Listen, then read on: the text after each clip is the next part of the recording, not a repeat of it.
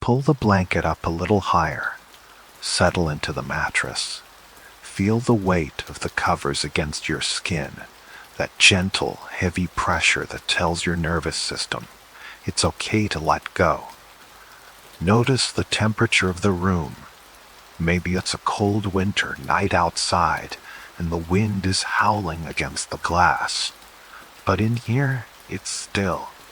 It's warm. It's safe. If you're using this to fall asleep, perfect. That's exactly why I make these videos. So maybe hit subscribe and definitely tell me in the comments where you are and what the weather is like right now. I love checking and seeing the contrast. Someone tucked into bed in a snowy cabin in Canada while someone else is listening to this on a humid night in Singapore. It connects us, all these little pockets of safety scattered across the globe. But right now, I want you to focus on that feeling of warmth. It's something we take for granted, isn't it? You turn a dial and the heat comes on. You put on a sweater. You crawl under a duvet. Warmth is just a commodity to us. Something we can summon with the flick of a switch. But for 99% of human history, warmth wasn't a guarantee. It was a luxury. It was a struggle. It was the single most important currency of survival. There is a reason why that warm blanket feels so good. There is a reason why sitting by a fireplace or holding a hot mug of tea instantly calms your anxiety. It's not just physical comfort. It's a deep, ancient biological signal. Your body is remembering something. It's remembering a time when the cold wasn't just uncomfortable. It was a predator, a silent, invisible monster that hunted us for thousands of years. Your DNA remembers the great winter. It remembers the long darkness. And tonight, we are going to go back to that moment. We are going to travel back to the most dangerous, freezing, desperate chapter in the human story. The moment when the sun dimmed, the ice advanced, and humanity was left shivering in the dark, clinging to the last fading embers of survival. But don't worry, you're safe here. You made it. The fact that you are lying here warm and comfortable is proof that we won. So close your eyes. Let your breathing slow down, and let's go back. Imagine we are peeling away the layers of the present. First, the walls of your room dissolve. The ceiling lifts away into the night sky. The hum of the refrigerator, the distant sound of traffic, the glow of street lights, it all fades into silence. The modern world evaporates like mist in the morning sun. Now, let's rewind the clock. Spin the years backward, past the Industrial Revolution, past the medieval castles, past the Roman Empire. Go back past the pyramids rising from the sand. Keep going. We are going back deep into deep time. 10,000 years. 70,000 years. Stop. Look around you. You are standing on a vast open plain. It might be East Africa, or perhaps the edge of the Middle East. The geography is familiar, but the world is different. The first thing you notice is the silence. It's profound. There are no engines, no electronics, no human noise at all.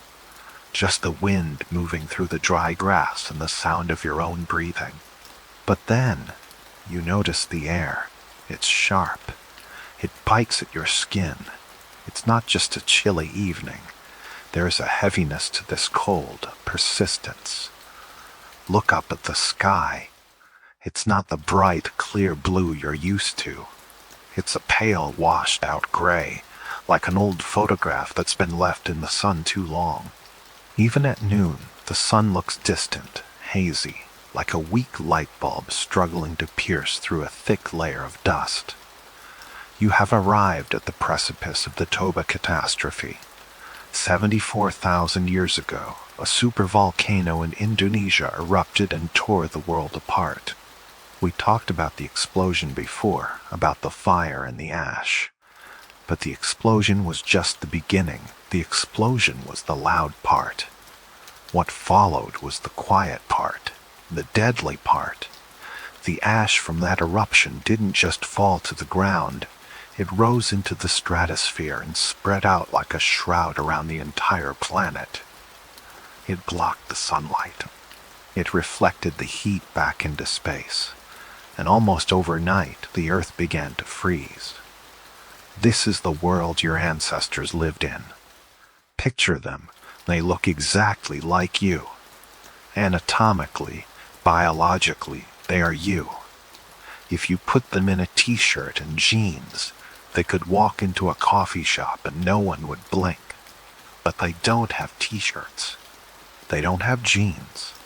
They are tropical primates, evolved for the heat of the African savanna, suddenly trapped in a world that is turning into a freezer. They are naked, essentially. Oh, they have simple coverings, maybe some loose animal hides, but nothing sophisticated. They have no central heating. They have no insulated houses. They have no weather apps to warn them that a blizzard is coming. They are small, hairless, vulnerable creatures standing under a gray sky, watching the plants die and the animals disappear, wondering if the sun has abandoned them forever. This is the great winter, and it's not going to last for a few months. It's going to last for years. Maybe a decade of volcanic winter, followed by 1,000 years of cooling. Think about what that feels like. You know that feeling when you step out of a warm shower into a cold bathroom? That shock, that instinctive shiver. Now imagine that feeling never goes away. Imagine living in that state of thermal stress every hour of every day. You are 70,000 years in the past. The sun is setting and the temperature is plummeting. You can feel the cold seeping up through the soles of your feet from the frozen ground. You can feel it pressing against your skin, stealing your body heat, molecule by molecule. This isn't just about being uncomfortable. This is a math problem, a thermodynamic equation. Your body needs to maintain an internal temperature of 37 degrees Celsius. If it drops to 35, you get hypothermia. If it drops to 32, you lose consciousness. If it drops to 28, your heart stops. That is a very narrow window, a precarious ledge of survival, and the entire planet has tried to push you off that ledge. For millions of years, the Earth had been relatively kind. Sure, there were ice ages, there were seasonal shifts, but humans had adapted to the rhythms. We knew when the rains would come. We knew when the fruits would ripen. We knew how to migrate to stay warm, but the Toba winter broke the rhythm. It shattered the cycle. The seasons stopped making sense. Summer didn't come, or if it did, it was a pale, weak imitation of itself. The rains failed, the droughts extended, and the cold was relentless. Imagine being there as the realization sets in. You are part of a small band of humans, maybe 30 or 40 people. You are huddled together in a shallow cave or under a rock overhang. The fire is dying down because wood is scarce. The trees are dead or buried under toxic ash. You look at your children and you see them shivering. You look at the elders and you see the light fading from their eyes. This is the moment where biology fails us. See, other animals have built-in solutions for this. The bear can hibernate, slowing its metabolism down until the spring returns. The wolf grows a thick, double-layered coat of fur that traps heat so efficiently, snow won't even melt on its back. The birds can fly thousands of miles to find warmer climates. But humans, we are pathetic in the cold. We have no fur. We have very little body fat compared to seals or bears. Our metabolism is high and demanding. We need constant food to keep our internal furnaces burning. And food is exactly what is disappearing. We are, by all biological logic, supposed to go extinct right here. This is the filter. This is the moment where the universe looks at this hairless, upright ape and says, "You don't belong here. You are a tropical anomaly. Your time is up." And for many it was. The genetic record tells us that this was a massacre. The human population crashed. Entire lineages, entire tribes, entire variations of humanity were wiped out by the cold and the starvation that came with it. The silence of that volcanic winter was filled with the quiet tragedy of extinction. Go back to that image of the gray sky. It's beautiful in a haunting way. The sunsets during volcanic winters are spectacular. Vivid reds and purples caused by the scattering of light through the sulfuric acid aerosols in the atmosphere. Imagine standing on a ridge, looking out over a dying landscape, watching a blood-red sun dip below the horizon, knowing that the night is going to be colder than anything you have ever experienced. You feel small. You feel fragile. The wind picks up, whistling through the dry, dead grass. It cuts right through you. Your teeth start to chatter. That's your body's desperate attempt to generate heat through muscle spasms. Your fingers go numb as your body pulls blood away from your extremities to protect your vital organs. You are physically contracting, turning inward, trying to hold on to that tiny spark of life inside your chest. This is the baseline. This is where we start. It's important to understand this vulnerability, because if you don't understand how close we came to freezing to death, you can't appreciate the miracle of what happened next. You can't appreciate the blanket you are sleeping under right now. We were not the strongest animal on the savannah. We were not the fastest, and in the cold, we were certainly not the most resilient. But we had something else. We had a flickering spark in our minds. A capacity to see the world not just as it is, but as it could be. As the darkness stretched on, as the years of winter dragged into decades, the humans who survived didn't just endure. They changed. Not their bodies. Natural selection moves too slow for a sudden apocalypse like this. If we had waited for evolution to give us fur, we would have frozen solid within a generation. No, we changed our behavior. We changed our minds. We are about to witness the most incredible pivot in evolutionary history. The moment when humanity stopped being a victim of the environment and started becoming the architect of its own survival. But before we get to the solution, stay in the problem for a moment longer. Feel the stakes. It's 70,000 years ago. There are only a few thousand humans left on the entire planet, maybe less. We could all fit into a single sports stadium with thousands of empty seats around us. We are an endangered species, teetering on the brink of oblivion.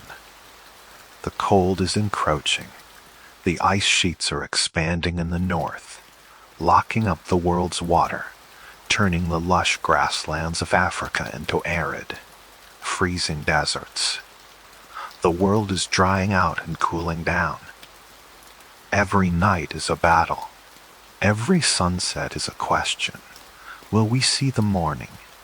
In the distance, you hear the call of a hyena.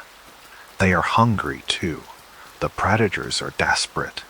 The competition for the few remaining resources is brutal. You are cold, you are hungry, and you are being hunted.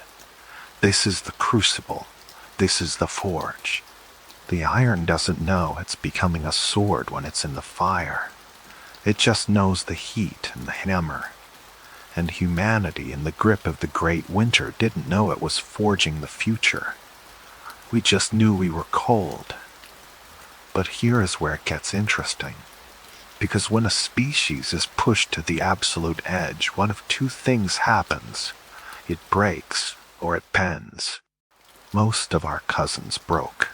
The fossil record is littered with hominids that didn't make it. But we didn't break, we bent. We adapted. And we did it in a way that was completely unprecedented. Look at your hand. Look at your fingers. Those hands are about to do something that will change the temperature of the planet, at least for us. The sun has fully set now in our ancient landscape. The darkness is total. The temperature is dropping fast. The wind is picking up, carrying the biting chill of the glacial age. But look closely. In the distance, in the shelter of a rock overhang, there is a flicker, a tiny wavering point of orange light in a world of blue and gray. It's small. It's fragile. The wind threatens to snuff it out at any second, but it holds, it grows. That light is the answer. That light is the reason you are here today. But it's not just fire. Humans had used fire for a long time before this. Homo erectus used fire. Neanderthals used fire. But before the Great Winter, fire was something we captured, something we used when we found it, or started occasionally for cooking. It was a tool, like a sharp rock. During the Great Winter, fire stopped being a tool. It became a companion, it became a god, it became the center of the human universe. We are going to move closer to that fire in a moment. We are going to see how it changed not just our temperature, but our society, our language, our very souls. But first, just acknowledge the miracle of your own warmth. You are the descendant of the people who didn't freeze. You are the child of the ones who kept that flame alive through the longest, darkest winter the world had ever seen. Every cell in your body is a testament to their stubborn refusal to let the light go out. So as you lie there, feeling the softness of your pillow, feeling the security of your home, know that you are connected to them. Your comfort is their dream come true. You are living in the world they fought to reach. The ash cloud is thick above us. The ground is hard as iron. The air is thin and cold. But we are not done yet. In fact, we are just getting started. Let's walk toward that fire. Let's see how we survive the cold. But before we settle into the darkness of the aftermath, we have to understand what broke the world in the first place. We need to look at the trigger, go to Indonesia, Sumatra. It's a tropical paradise today, lush and green, teeming with life. But 74,000 years ago, it was the site of a geological time bomb. Underneath the surface, pressure had been building for millennia. Magma was pooling in a chamber so vast it defies imagination. This wasn't just a mountain getting ready to blow its top. This was the earth itself getting ready to scream. We call it Toba. And when Toba finally let go, it wasn't an eruption. It was an event. It was a geologic punctuation mark. To put this into perspective, think about the volcanic eruptions we have records of in modern history. Mount St. Helens in 1980. That was a massive explosion. It flattened forests, darkened skies, and terrified a nation. It ejected about 1 cubic kilometer of rock and ash. Now, look at the eruption of Tambora in 1815, the one that caused the famous year without a summer in Europe and North America. That was a monster. It ejected roughly 150 cubic kilometers of material. It changed the weather patterns for 2 years. Toba ejected 2,800 cubic kilometers. Let that number sink in, 2,800. It is almost impossible to visualize. It's not a mountain exploding, it's a continent regurgitating itself. The explosion was so loud it is estimated to be the loudest sound in the last 2 million years. The shock waves circled the planet multiple times. If you were standing in India 3,000 miles away, the sound alone might have burst your eardrums. But the sound wasn't the problem. The fire wasn't the problem. The lava wasn't the problem. Those things are local. They kill everything nearby, sure, but the Earth is big. Humanity was thousands of miles away in Africa. We should have been safe. We should have been out of range, but you can't run from the sky. Here's where the physics of a supervolcano gets terrifying. When Toba blew, it didn't just throw rocks onto the ground. It blasted billions of tons of ash and sulfur dioxide straight up, past the clouds, past the weather, into the stratosphere. And once it was up there, there was nowhere for it to go. It didn't rain out. It didn't drift away. It spread. High altitude winds grabbed that toxic cocktail and smeared it across the globe. Within weeks, a shroud of sulfuric acid aerosols wrapped around the entire planet. It was like someone pulled a heavy gray blanket over the Earth. This is the prologue to the Great Winter, the moment the sun stopped working. Imagine you are one of our ancestors in East Africa. You don't know what a volcano is. You don't know what Indonesia is. You are just living your life, hunting, gathering, playing with your children. Then one day, the sun looks wrong. It turns a sickly shade of copper, then red, then a bruised purple. The light starts to fade, not because it's evening, but because something is stealing it. The temperature drops, not gradually like the changing of seasons, but violently, rapidly. This is the disaster that nearly ended us. It wasn't a war. It wasn't a meteor. It was the Earth breathing out poison and choking the sun. And for the humans standing on the ground watching the sky turn against them, it must have felt like the end of time. Now the darkness falls. But this isn't the darkness of night. Night is gentle. Night promises morning. This is a suffocating, persistent twilight. The ash cloud from Toba was so thick that in some parts of Asia, daylight simply ceased to exist. In India, archaeologists have found layers of Toba ash that are 6 meters deep. 6 meters. That's a 2-story building made of nothing but volcanic fallout. In Africa, where humanity was clinging to survival, the effect was more subtle but equally deadly. The sun became a ghost. For years, estimates suggest anywhere from 6 to 10 years, the planet was plunged into a volcanic winter. Photosynthesis crashed. Think about what that means.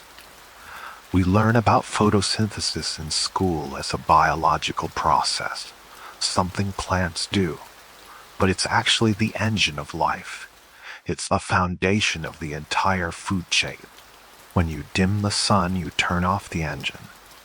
The grasslands of Africa, which had supported vast herds of gazelle, wildebeest, and zebra, began to wither.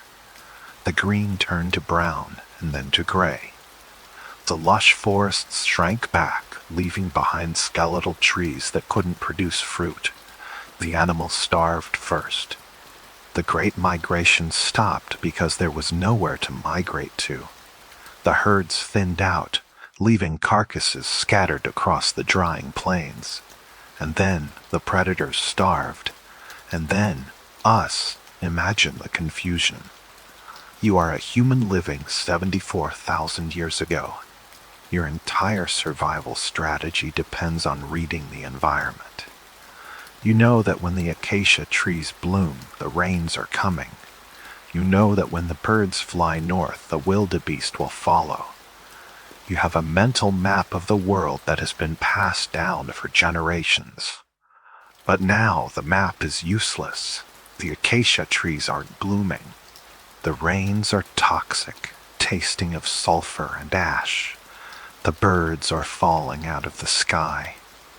The water sources, the lifeblood of the savanna, became contaminated. Rivers clogged with silt and ash. Lakes turned acidic. Every sip of water became a gamble. And the cold. We have to talk about the cold again because it was the constant companion of this darkness.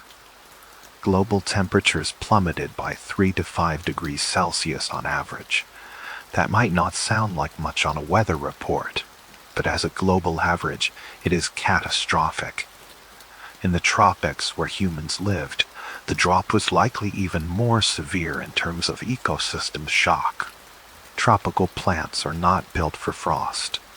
They are not built for prolonged cold snaps. They died in masses. The landscape transformed from a vibrant, edible garden into a cold, dry wasteland. This is what scientists call a bottleneck event. But that's a sterile term. It sounds like a traffic jam. It sounds like a minor inconvenience. What it actually was a cull. It was a systematic dismantling of the human population. Food became the only thing that mattered. Art didn't matter. Curiosity didn't matter. Hierarchy didn't matter. Only calories. Groups that had lived in the same valleys for centuries were forced to move, desperate to find a patch of green, a herd of animals, a spring of clean water. But everywhere they went, they found the same thing: gray skies, dead grass, and the biting wind. This went on for years. Imagine a child born in the second year of the darkness. They would learn to walk and speak without ever seeing a clear blue sky. They would know hunger as a constant state of being. They would look at the elders describing a sun that warms your skin and think it was just a fairy tale. This was the Great Winter, a period where the earth tried to shake us off, a period where the biological warranty of the genus Homo nearly expired. And as the years dragged on, the silence grew louder. This brings us to the survivors, or rather, the lack of them. If you could look at a map of the Earth from space right now, you see lights. You see cities, highways, networks connecting 8 billion people. We are everywhere. We are the dominant biomass on the planet.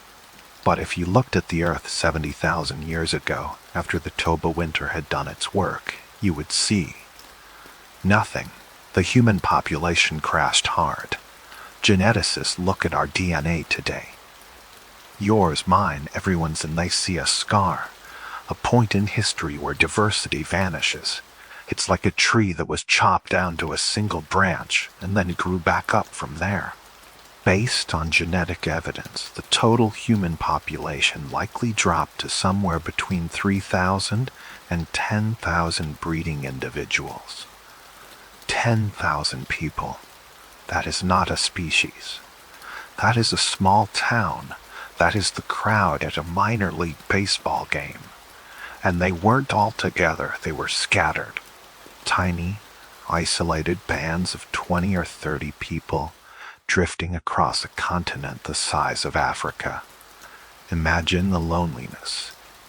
You could walk for months, literally months, without seeing another human footprint. You could cross entire mountain ranges and find no sign of life, no smoke rising from distant fires, no voices carrying on the wind, just the howling of the gale and the crunch of dry bones underfoot. We were ghosts in our own world. This isolation is a terrifying thing. Humans are social animals. We need connection like we need oxygen. But in the Great Winter, other humans became a memory. Every time a band failed, every time a group succumbed to starvation, or froze to death in a cave, or was wiped out by a desperate illness. It wasn't just a tragedy, it was a permanent loss of genetic possibility. It was an entire library of knowledge burning down. Maybe that group knew how to find water in the deep desert. Gone. Maybe that tribe had a specific way of knapping flint that made sharper spears. Gone. Maybe they had songs and stories that explained the stars. Gone. We lost so much. We don't even know what we lost. The silence of the world pressed in on the survivors.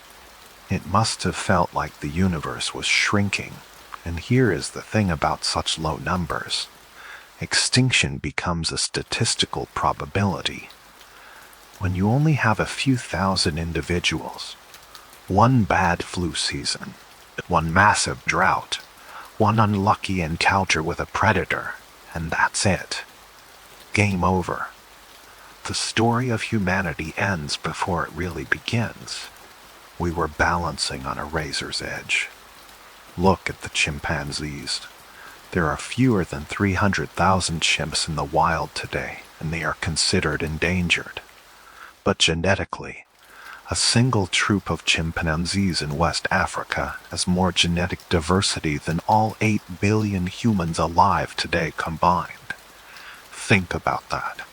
That is the fingerprint of the Great Winter. That is the signature of near extinction.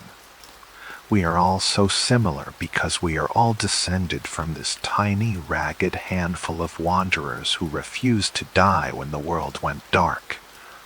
You are not just a person. You are a member of a survivors club.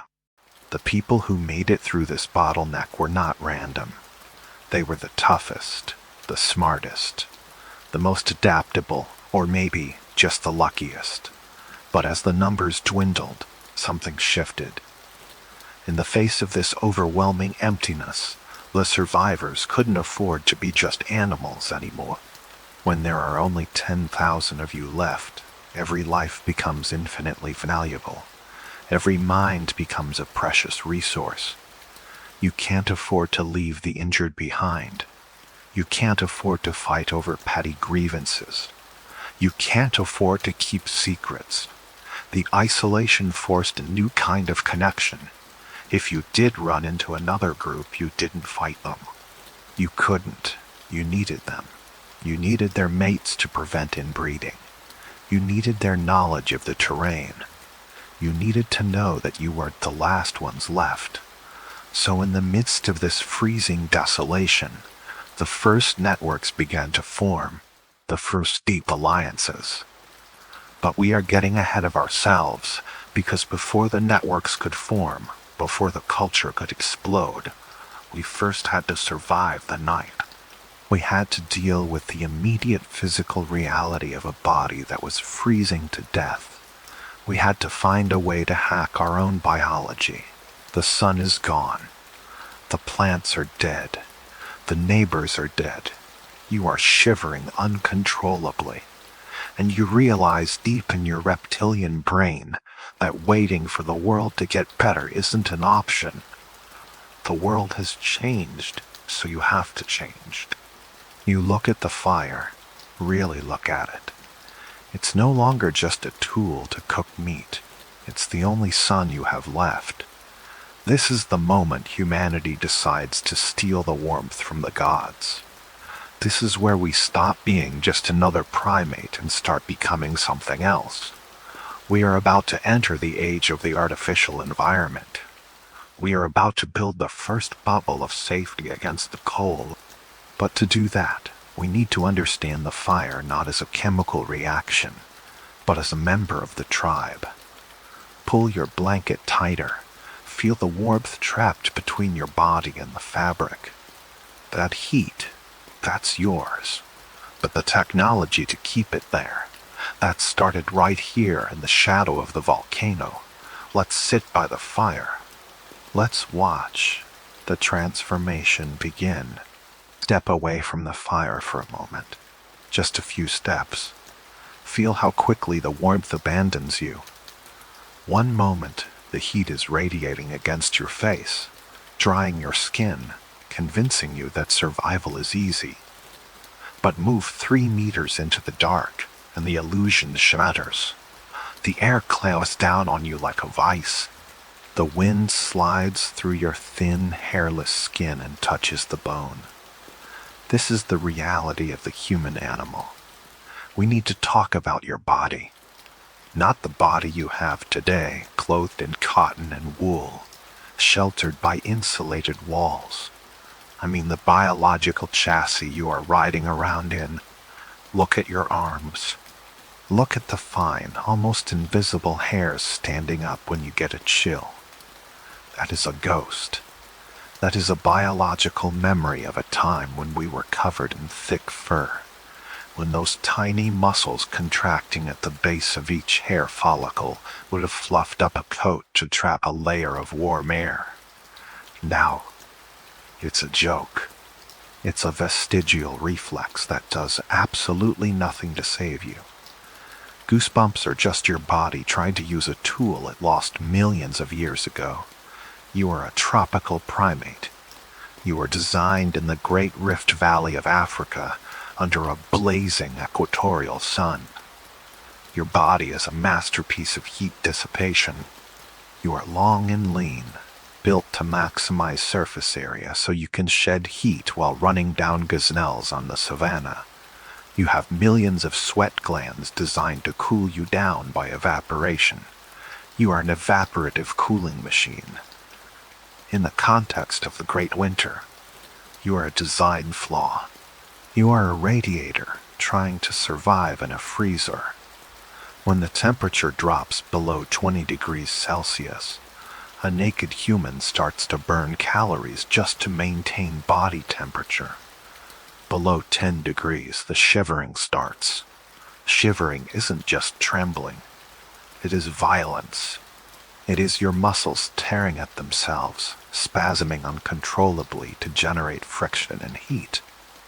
It is exhausting. It consumes your energy reserves at a terrifying rate. And remember, in the Toba winter, there is no food. So you are in this deadly feedback loop. The cold makes you burn calories faster. The lack of food means you have no fuel to burn. The more you shiver, the hungrier you get. The hungrier you get, the colder you become. It's a thermodynamic death spiral. Imagine the nights. The sun sets behind that thick curtain of ash, and the temperature plunges. You are huddled in a cave, or maybe just a depression in the ground. You pile dead leaves, branches, whatever you can find around you. You press your bodies together, skin to skin, trying to create a collective organism that can hold on to heat. But the cold finds the gaps. It creeps in along the floor. It stiffens your joints. Hypothermia is a quiet killer. It doesn't look like panic, it looks like sleep. First, the shivering stops. That's the danger sign. Your body has run out of glucose. It gives up on generating heat and switches to preservation. It pulls all the blood from your arms and legs into your core. Your hands go white, then blue. You lose the ability to use your fingers. You can't tie a knot. You can't hold a tool. You can't strike a flint. Then comes the confusion. The brain, starved of warm, oxygenated blood, starts to misfire. You feel groggy. You might even feel strangely warm, a phenomenon called paradoxical undressing, where dying people tear off their clothes because their misfiring nerves tell them they are burning up. And then you just drift away. In the archaeological record, we don't see the individual moments of freezing. We just see the absence. We see sites that were occupied for thousands of years suddenly go empty. We see the flickering lights of humanity winking out, one by one across the continent. This physical vulnerability defines us. It is the central conflict of our species in this era. We are soft, we are naked, we are fragile, and we are trapped in a world that wants to freeze us solid. But this fragility, it was doing something. It was acting as a filter. This brings us to the bottleneck. We hear that word a lot in genetics, bottleneck. It sounds technical, but I want you to visualize it. Imagine a wide, flowing river. That represents the human population before Toba. Diverse, spreading out, flowing easily. Then, the banks narrow, the rocks close in, the water becomes turbulent, crushing, violent, and only a tiny thin stream makes it through to the other side. That crushing pressure. That was the cold. That was the drought. That was the starvation. For thousands of years, the Great Winter acted as a rigorous, brutal examiner. It asked a simple question of every human being alive. Can you solve this? If you were strong but not smart, you died. Muscles require calories, and muscles can't think of a way to trap heat. If you were fast but selfish, you died. You might catch food, but you couldn't stay awake 24 hours a day to keep the fire lit. You needed a tribe to watch your back, and if you didn't cultivate those relationships, the cold took you when you slept. If you were traditional, sticking rigidly to the old ways, you died. The old ways worked for a green, sunny Africa. They didn't work for the great wasteland. The bottleneck was a massacre of the inflexible. Geneticists tell us that before this event there were likely many different types of Homo sapiens. Maybe some were more robust, maybe some were solitary, maybe some were content to just scavenge. But after the bottleneck, only one type remained. Use. The survivors were a very specific subset of humanity. They were the innovators. They were the hyper-social. They were the ones who could look at a problem like a freezing wind and imagine a solution that didn't exist in nature. Think about the tragedy of those lost lineages. Think of the families who huddled together in a cave, holding each other as the fire went out. Their unique genetic story ending in the dark. They are not your ancestors. They are the ghosts that haunt our DNA. The phantom branches on our family tree that were pruned by the winter. We are the children of the ones who figured it out. We are the children of the paranoid, the planners, the anxious ones who stored extra food, the creative ones who stitched hides together. This is why you feel the way you do today. You know that anxiety you feel when you don't have a plan. That restlessness when resources feel low, that obsession with social acceptance. That is the survivor's trauma passed down through 70,000 years of inheritance. Your ancestors were the ones who worried. The ones who didn't worry didn't make it through the winter. So when you look at the population crash, from hundreds of thousands down to maybe 3,000 breeding pairs, don't just see it as a disaster. See it as a crucible. The heat and pressure of that event forged a new kind of human. It concentrated the traits that would allow us to conquer the planet. It distilled our species down to its most potent, resilient essence.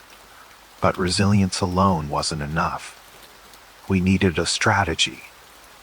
Look at the other animals on the plains. The wolves, the bears, the early ancestors of the wildebeest. How did they survive the Great Winter? They did it the old-fashioned way.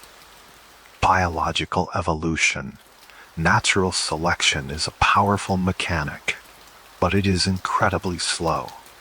It works on a timescale of generations. A bear that is born with slightly thicker fur survives the winter a little better. It has cubs. Those cubs inherit the thick fur. Over 500 generations, you get a woolly bear. Nature's solution to cold is hardware. It changes the physical machine. It grows insulation, it adds fat layers. It alters metabolism to slow down. But humans, we didn't have 500 generations. We didn't even have 5. The Toba winter hit fast. The climate collapsed in the span of a single human lifetime. We hit a biological wall. There was simply no time for our bodies to adapt. We couldn't grow fur. We couldn't evolve blubber. We couldn't change our metabolism. By all the rules of biology, we should have hit an evolutionary dead end. We should be a fossil layer right now, a curiosity for some future species to dig up and say, look at this interesting ape. It almost made it, but it got too cold. But we broke the rules. We found a cheat code. If you can't upgrade the hardware, you have to upgrade the software. This is the pivot point. This is the moment where human history splits from natural history. Instead of waiting for our genes to solve the problem, we used our minds, or rather, we stumbled upon the realization that we didn't need to be warm. We just needed to stay warm. It sounds like a trivial distinction, but it is the fundamental difference between an animal and a human. An animal adapts to the environment. A human modifies the environment to suit the animal. We stopped trying to evolve physically. We started evolving culturally. Think about the speed difference. Biological evolution. I need to stay warm. Solution. Wait 10,000 years for a random mutation that gives me denser hair follicles. Cultural evolution. I need to stay warm. Solution. See that wolf? It has warm fur. I will take the fur off the wolf and put it on myself. Time taken one afternoon. That is the cheat code. In the depths of the great winter, humanity shifted gears. We moved from the slow, passive process of genetic selection to the rapid, active process of technological adaptation. We effectively decoupled our survival from our biology. This is why, if you look at a skeleton from 70,000 years ago and a skeleton from today, they're basically identical. We didn't need to change our bones anymore. We didn't need to change our skin. We had found a way to outsource evolution to our tools, our clothes, and our fires. But calling it a cheat code makes it sound easy. It wasn't easy. It required a cognitive leap that is almost impossible to overstate. To take the skin of another animal and wear it requires abstract thought. You have to look at a living creature and see a raw material. You have to understand the concept of covering separate from body. To build a shelter requires forward planning. You have to anticipate a cold night while it is still day. You have to expend energy now for a reward you won't feel for hours. These are software updates, and unlike genes which can only be passed from parent to child, software can be shared. If one genius in the tribe figures out that sewing 2 skins together traps more heat than draping them loosely, she can tell everyone. In one day, the entire tribe upgrades their technology. This is the power that saved us, while the rest of the animal kingdom was slowly freezing, waiting for natural selection to give them a coat. We were stitching our own. We were building the first artificial environments. The great winter was the pressure cooker that forced this transition. It made the cost of ignorance too high. If you didn't learn, you died. If you didn't share, you died. If you didn't innovate, you died. So, as the ash clouds swirled overhead and the temperatures bottomed out, the small pockets of survivors in Africa began to do something extraordinary. They stopped acting like monkeys and started acting like engineers. The first great invention wasn't the wheel, It wasn't writing. It wasn't even agriculture. It was the portable microclimate. We are going to look at that next. We are going to look at the 3 technologies that allowed a tropical ape to walk through the Ice Age. The fire, the skin, and the shelter. These are the holy trinity of human survival. They are the reason you are warm right now. But I want you to appreciate the audacity of it. Picture a human, naked and shivering, standing on a frozen plain. The wind is howling. The world is ending. And that human looks at the cold and says, "Number, I will not change for you. I will make you change for me. I will bring the sun down to the earth. I will wear the skin of the bear that hunts me. I will build a cave where there is no rock." This is the moment we stopped being part of the ecosystem and started being its masters. And it started with the mastery of the one thing that frightened every other animal on the savannah, the red flower, the eater of wood. Fire. We didn't just tame it. We married it. Let's step back toward the warmth. Let's look at how the fire became the center of our world. Look closely at the flame. If you stare into a fire for long enough, your mind goes quiet. You enter a kind of trance. That isn't an accident. That is a biological echo. For 70,000 years, that flickering orange light was the only thing standing between your ancestors and the void. During the Great Winter, fire changed. It stopped being a tool and became an organ. Before Toba, fire was useful. It scared away leopards. It could roast a tuber. But you could live without it for a few days if you had to. After Toba, fire became non-negotiable. It became our external heart. Think about the physics of the volcanic winter. The sun is choked out by ash. The ambient temperature is hovering near freezing. Your naked body is bleeding heat into the air every second. To survive, you need to replace that heat. You have 2 options. You can generate it internally by burning calories, shivering, moving, metabolizing. Every calorie is precious. If you burn all your energy just staying warm, you starve. Or you can outsource the job. Fire allowed humans to outsource their metabolism. It is a chemical reaction that releases energy, just like your body does, but it feeds on wood and bone instead of fruit and meat. By sitting next to a fire, you are essentially borrowing its metabolism. You are letting the wood do the work of keeping you warm so your body doesn't have to. This was the first great energy revolution. It lowered the caloric cost of survival. But it did something else, something even more profound. It became our external stomach. This is a theory that anthropologists love, and in the context of the Great Winter, it makes perfect sense. Raw food is hard to digest. Raw meat is tough. Raw roots are fibrous. Your body has to work incredibly hard to break them down to extract the nutrients. It costs energy to get energy. But when you cook food, you pre-digest it. The fire breaks down the proteins. It gelatinizes the starches. It does the heavy lifting before the food even touches your lips. In a famine, which the volcanic winter definitely was, cooking is a cheat code. It lets you get 30 to 40% more calories out of the same piece of meat.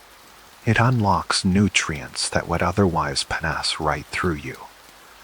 While other animals were starving because they couldn't find enough food to fuel their bodies, humans were using fire to squeeze every last drop of energy out of what little they found. We turned the fire into a machine that processed the world for us. But the fire did something else. It created the circle. Picture the landscape again. The howling dark, the biting wind. In that endless gray expansiveness, the fire created a boundary, a radius of light and heat. Inside the circle there is life. Outside the circle there is death. This geometry defined our existence. We became the people of the circle. To step away from the light was to step into the void. This forced us together. It forced us to look at each other's faces. Illuminated by the orange glow, it created a stage for interaction, for storytelling, for bonding. The fire was our first architecture. It was a wall made of heat. But fire has a limitation. It is stationary. You are tethered to it. If you want to hunt, if you want to travel, if you need to find water, you have to leave the circle.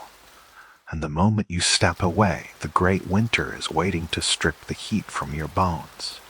We needed a way to take the fire with us. We couldn't carry the flames. So we decided to carry the insulation. Enter the second skin. This is one of those technologies that is so ubiquitous we don't even think of it as technology. You are probably wearing it right now, but the concept of clothing is actually bizarre. No other animal wears another animal. A hermit crab might live in a shell it finds, but it doesn't dismantle the shell and reassemble it to fit its body. For a long time, early humans probably just draped things over themselves. A loose hide, a simple cape. It helps, sure.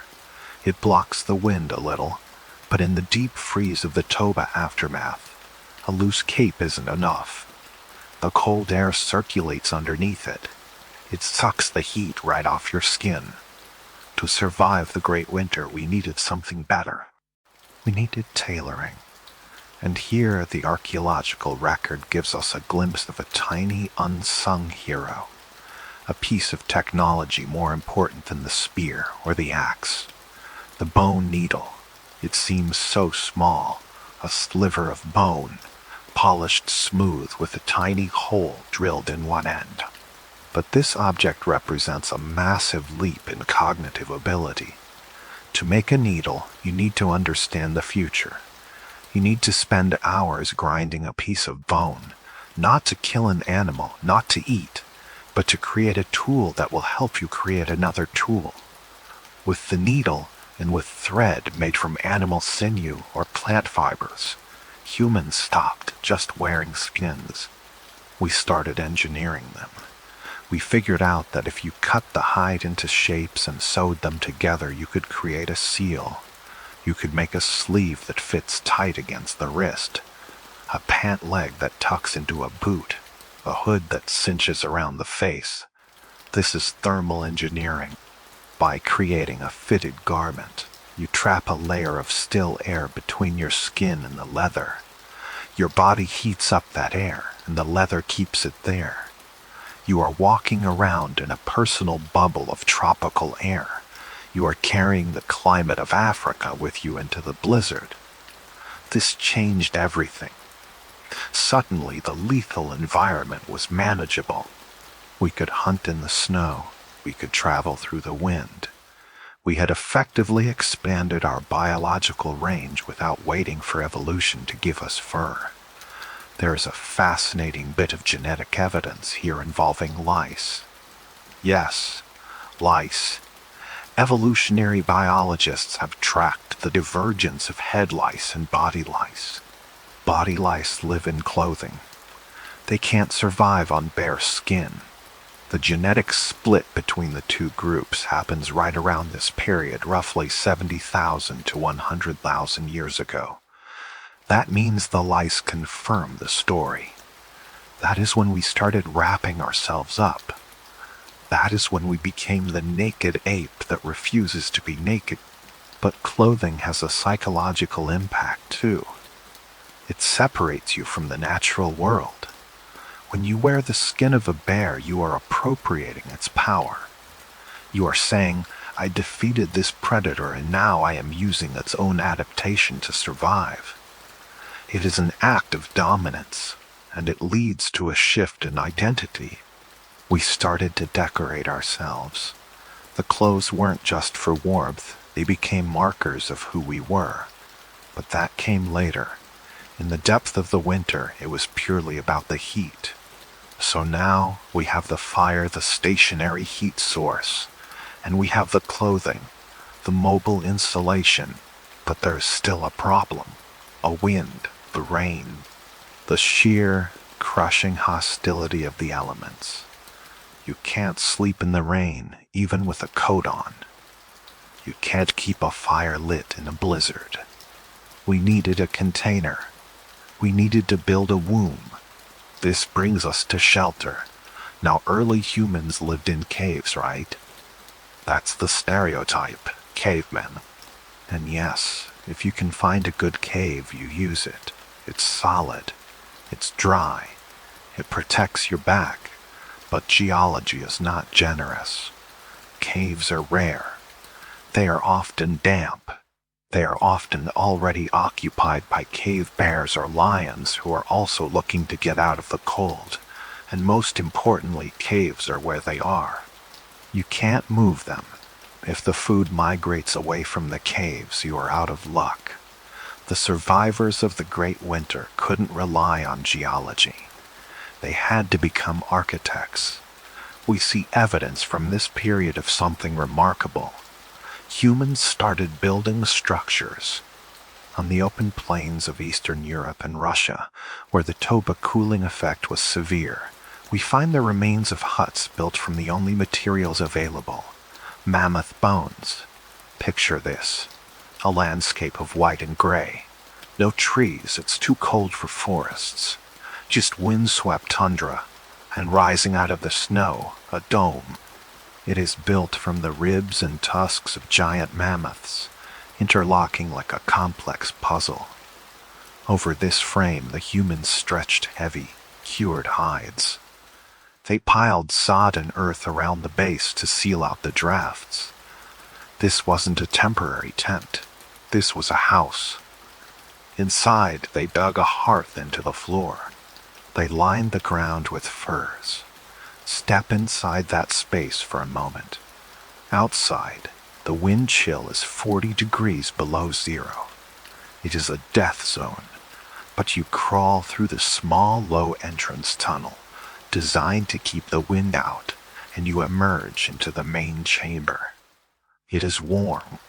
The air is thick with the smell of burning bone, which they used for fuel when wood was scarce and curing meat. It smells like life. The temperature might be 20 degrees warmer than the outside air. This structure does something profound to the human mind. It creates a definitive inside and outside. Before this, we lived in the environment. We were part of the landscape. Now, we had created a separation. There was the world, which was hostile and dangerous, and there was the home, which was controlled and safe. This is the birth of the concept of home. It's not just a place to sleep, it's a microcosmos. It's a place where the rules of the Great Winter don't apply. In the shelter, you can relax. You can take off your heavy furs. Mothers can nurse infants without worrying about them freezing. The sick can recover. Remember those skeletons I mentioned earlier. The ones with healed fractures and disabilities. They survived because of these shelters. In the open, a broken leg is a death sentence. You can't keep up, you freeze.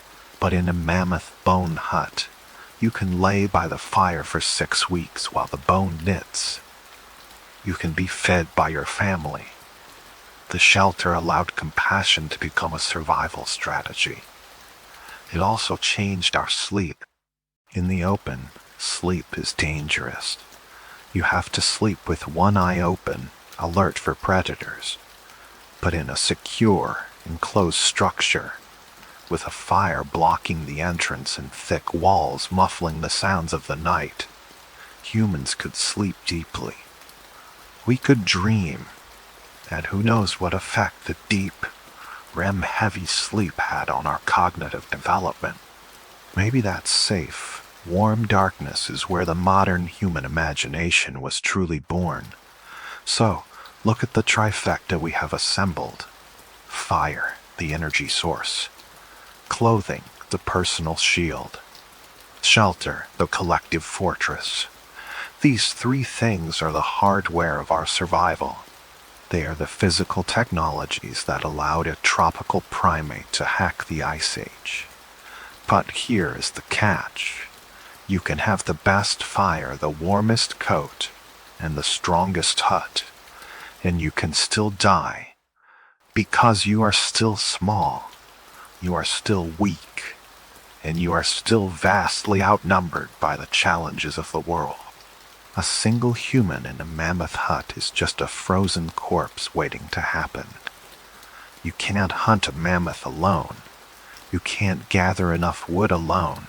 You can't watch the fire 24 hours a day alone. The hardware wasn't enough. We needed better software. We needed to upgrade the way we interacted with each other. The great winter was pushing us together. The cold was compressing us, physically and socially. We talked about the circle of fire earlier now. We need to talk about what happened inside that circle. We need to talk about the huddle. Because when you are trapped in a small space for months at a time, watching the world die outside, something changes in your brain. You stop seeing your neighbor as a competitor. You start seeing them as a lifeline. The cold forced us to become the most intensely social creature the planet has ever seen. And that social pressure, that is going to unlock the next level of human evolution. It's going to give us language. It's going to give us grandmothering. It's going to give us the ability to trust strangers. The fire warmed our bodies, but the huddle, that warmed our minds. Let's move closer. Let's squeeze in tight. Let's see what happens when humans have no choice but to hold on to each other. Move closer. In the modern world, we are obsessed with personal space. We have our bubbles. If a stranger stands too close to you in an elevator, your heart rate goes up. You pull back. You value your autonomy, your physical privacy. But 70,000 years ago, personal space was a death sentence. In the depths of the great winter, the most dangerous thing a human could be was alone. The cold is an isolator. It wants to separate you, cool you down, and extinguish you. To fight it, we had to collapse the space between us. We had to invent the huddle. It sounds primitive, like puppies sleeping in a pile. And biologically it is. But for humans, this physical compression did something profound to our chemistry. Imagine the shelter again. It is small, maybe 3 meters across. Inside, there are 10-15 people. The air is thick. It smells of unwashed bodies, cured leather, wood smoke, and sweat. To a modern nose, it would be overpowering. But to an ancient human, that smell was the scent of safety. You are pressed against your kin. You can feel the heartbeat of the person next to you. You can feel the rise and fall of their chest. You are sharing warmth in the most literal thermodynamic sense. You are borrowing heat from your brother's shoulder. You are lending heat to your sister's back. This forced proximity triggered a massive release of oxytocin in the human brain. Oxytocin is often called the love hormone. But that's a greeting card definition. In evolutionary terms, oxytocin is the glue hormone. It's the chemical that turns a collection of individuals into a collective unit. It lowers aggression. It increases trust. It suppresses the panic response. When you are freezing and starving, your cortisol levels, your stress hormones are through the roof. You are in a constant state of fight or flight. That burns calories. That wastes energy. The huddle was a chemical hack. By pressing our bodies together, by holding each other, We flooded our systems with oxytocin. We calmed each other down. We lowered our metabolic costs. We transformed from a group of panicked animals into a single warm, breathing superorganism. This is where the concept of us really crystallized. Before the bottleneck, human groups were likely looser, more fluid. But the Great Winter calcified the tribe. The boundaries became rigid. Inside the huddle, there is warmth, food, and life. Outside the huddle, there's only the wind. This loyalty wasn't just an emotion, it was a survival strategy. If you fell sick, the huddle didn't eject you. It absorbed you. It kept you warm when you couldn't generate your own heat. This is why we see those healed femurs and ancient healed skulls in the fossil record. In any other era, a broken leg meant you were left behind for the hyenas. In the Great Winter, it meant you were kept in the center of the circle until you walked again. We learned to carry each other. But as we sat there huddled in the dark, waiting for the sun to return, we needed something to do. We needed a way to pass the endless hours of the volcanic twilight. We couldn't hunt 24 hours a day. We couldn't gather when the storms were raging. So we started to talk. The silence of the world outside was deafening. The landscape was dead and quiet. So humans filled the void with sound. Language had existed before this, of course. We could give instructions. Go there, run, lion. We could coordinate a hunt. But the Great Winter changed the nature of language. It shifted it from a practical tool into a virtual reality generator. Think about the conditions. You are trapped in a shelter for days on end. You are bored. You are anxious. The darkness is oppressive. So someone starts to speak.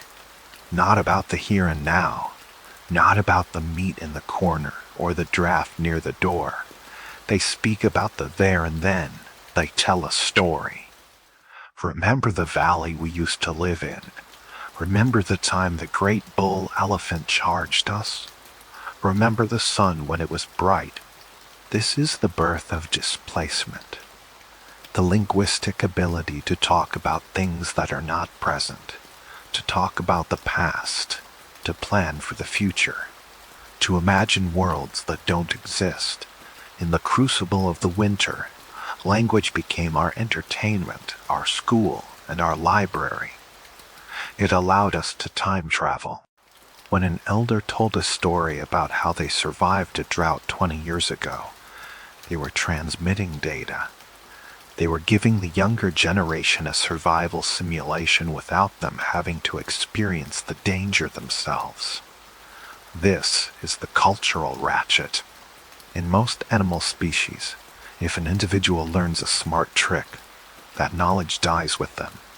A clever chimpanzee might figure out a better way to fish for termites. But if the troop doesn't watch closely, the trick vanishes when the chimp dies. But with complex language, humans could encode that knowledge. We could save the game. We could say, listen to me. Do not eat the red berries, they make you sick.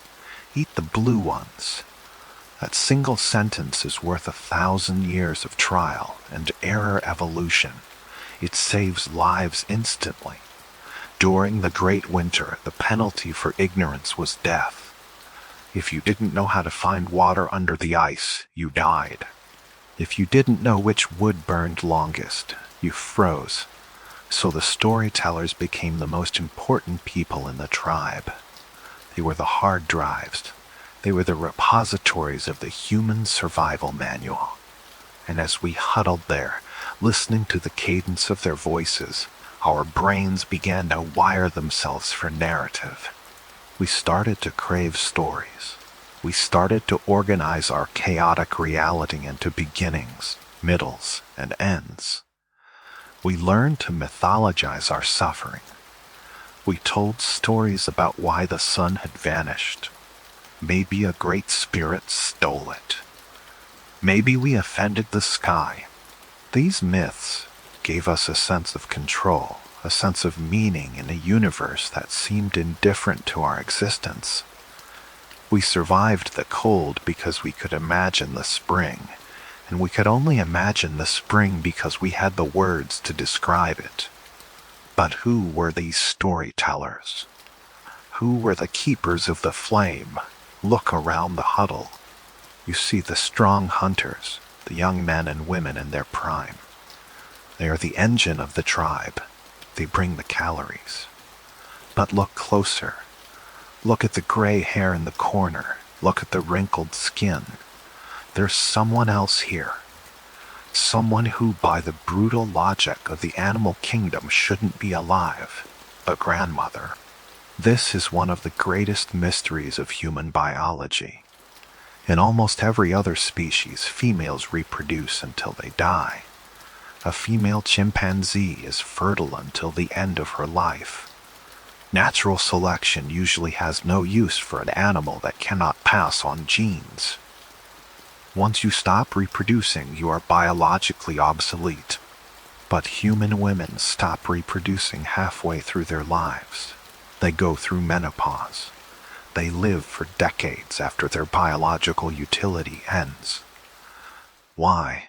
The great winter gives us the answer. We call it the grandmother hypothesis.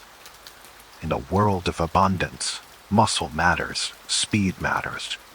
You can brute, force your way to survival.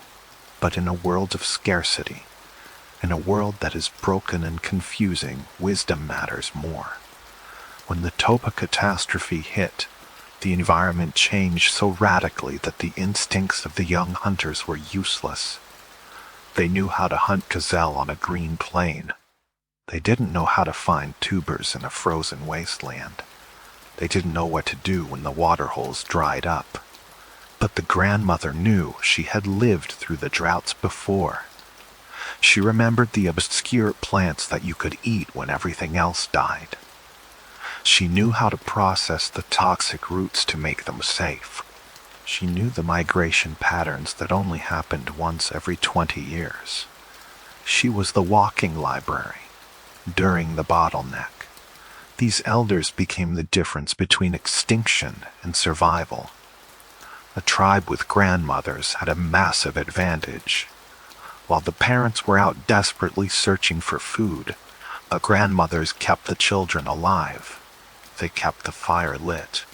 They pre-chewed the tough meat for the weaning infants. They provided a layer of stability that allowed the parents to take risks. But it goes deeper than that. Think about the energy budget again. Human children are incredibly expensive. They take years to mature. Their brains consume a massive amount of glucose. A human mother simply cannot provide enough calories by herself to raise a child while also keeping herself alive in a famine. She needs help. The grandmother is the caloric subsidy. She is the extra pair of hands that harvests the low-hanging fruit, digs the roots, and cracks the nuts. She gathers the boring calories that sustain the group when the exciting big game hunt fails. And in the great winter, the hunt failed a lot. The gathered food, the backup food, became the primary food. So nature selected for longevity. Evolution decided that it was more valuable to have a non-reproducing expert in the tribe than another reproducing novice. We evolved to get old because the old saved us. Picture her. She is frail. Her joints ache from the cold. She cannot run. She cannot throw a spear. But as the storm howls outside and the children whimper with hunger, she is the calmest person in the room. She reaches into her memory and pulls out a solution. She shows them how to crack the bone to get the marrow. She tells them the story of the hidden spring. She is the reason the line didn't break. This combination, the huddle, the language, and the elders, created a social safety net that was impenetrable. We stopped being a collection of individuals fighting for survival. We became a distributed network of intelligence. My brain is connected to your brain through language. My survival is tied to your survival through the huddle. My past is preserved in the elder's memory. This was the software update that mattered. The Neanderthals in Europe were stronger than us. They had bigger brains, actually. They were better adapted to the cold physically. But evidence suggests they lived in smaller, more isolated groups. They didn't have the same extensive social networks. They didn't trade as far. They didn't seem to have the same grandmother effect. When the pressure got too high, their hardware couldn't save them. Our software did. We survived because we were the friendliest, chattiest, most nostalgic apes on the planet. But being social wasn't enough to fill our bellies. We had the warmth, we had the team, but the land was still barren. We had to change the way we interacted with the animal kingdom itself. We had to stop being just another predator and become something more terrifying, something more calculated. We had to invent the coordinated kill. The sun is still dim. The ice is still advancing. But inside the shelter, the humans are planning. They are whispering. And they are getting ready to step out into the snow, not as victims, but as a wolf pack on two legs. Let's go hunting. Step out of the shelter. Leave the warmth of the fire behind. The wind hits you immediately, a physical blow to the chest. The sky is a bruising shade of charcoal. It is time to eat, but here is the problem. The easy food is gone. The slow animals are dead. The fruit trees are withered skeletons. What remains on the frozen plains are the survivors, the toughest, fastest, most dangerous animals on the planet. A lone human on this landscape is a snack. You are slow, you have no claws, you have no fangs. You cannot outrun a predator, and you cannot overpower a large prey animal. If you try to take down a buffalo by yourself with a sharpened stick, you will die. But we didn't hunt alone, we invented the distributed weapons system. In the Great Winter, the hunt stopped being a physical contest and started being a mathematical one. We realized that while one human is weak, 10 humans acting as a single neural network are invincible. Picture the scene. A herd of giant buffalo is grazing on the dry, frozen scrub. They are massive, aggressive beasts, protected by thick hides and horns that can gut a lion. Now watch the humans. They don't charge, they don't scream, they don't run. They wait. They are scattered in a wide semicircle, hidden in the tall, dead grass. They are completely silent. This silence is a technology. It requires immense discipline. It requires suppressing the urge to cough, the urge to shift your weight, the urge to run away. They are watching a single man, the coordinator. He doesn't speak. He just lifts a hand. This is the power of the high bandwidth communication we developed in the shelter. We didn't need to shout instructions. We had preloaded the software. Everyone knew the plan before they left the cave. You go left. You drive them toward the ravine. When the signal comes, the trap snaps shut. But it's not just the coordination, it's the trust. Think about the psychology of standing your ground when a 2-ton animal is charging you. Every instinct in your reptilian brain is screaming run. It is screaming climb a tree. But you don't run. You stand there with your fragile wooden spear because you know. You know that your brother is on your left and your cousin is on your right.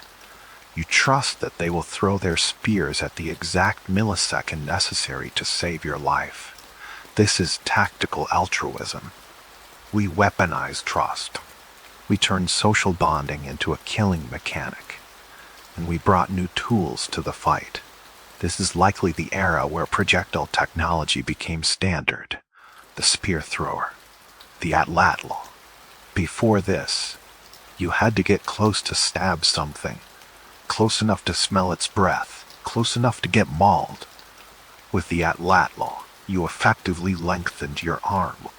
You could deliver a lethal strike from 20 meters away. You could kill without ever putting yourself in the strike zone. We became the only predator on Earth that could kill from a distance. This changed the power dynamic of the entire planet. Suddenly, being big wasn't a defense.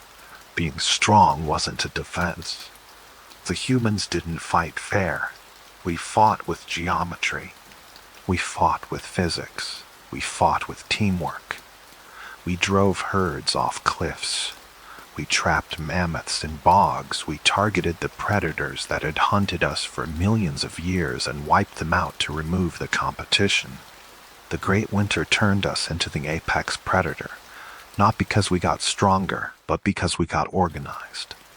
But even the best hunters can't survive if there is nothing to hunt.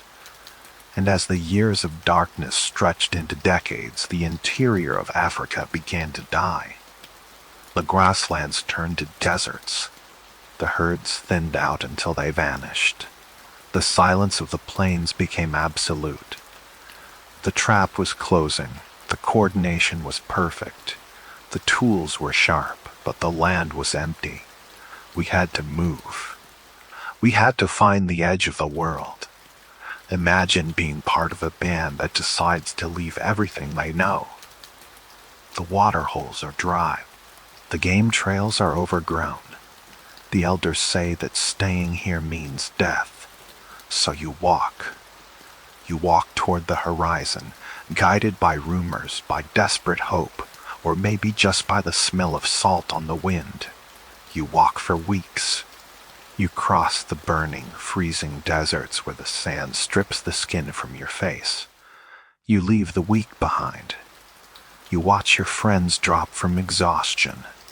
And then, one morning, the world ends. The ground drops away. And in front of you is a moving mountain of blue and gray. It stretches to infinity.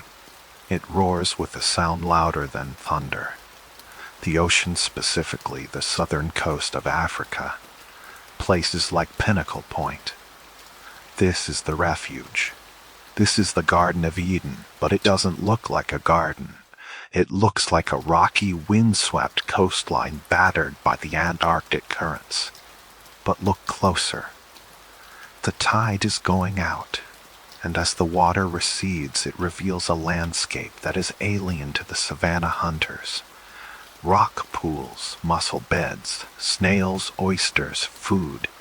Millions of calories just sitting there clinging to the rocks. You don't need to run it down. You don't need to spear it. You don't need to risk your life fighting it. You just have to pick it up. This is the lifeline. While the interior of the continent was drying out and dying, the coastline remained stable. The ocean is a massive heat sink. It regulates the temperature. It kept the coastal strip just warm enough, just wet enough to sustain life. But it offered something more important than warmth. It offered brain food. Shellfish are packed with omega-3 fatty acids, DHA EPA. These are the specific building blocks of the human brain. Think about the irony. We were starving. We were desperate. We were pushed to the literal edge of the continent. And there, trapped between the desert and the deep blue sea, we found a buffet of the exact nutrients we needed to supercharge our cognitive evolution.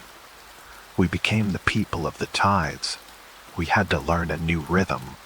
The savanna operates on the cycle of the sun and the rains. The coast operates on the cycle of the moon. We had to become astronomers. We had to understand that when the moon was full, the water would pull back further, revealing the rich beds of giant mussels. We had to learn to read the calendar of the sky to harvest the bounty of the sea.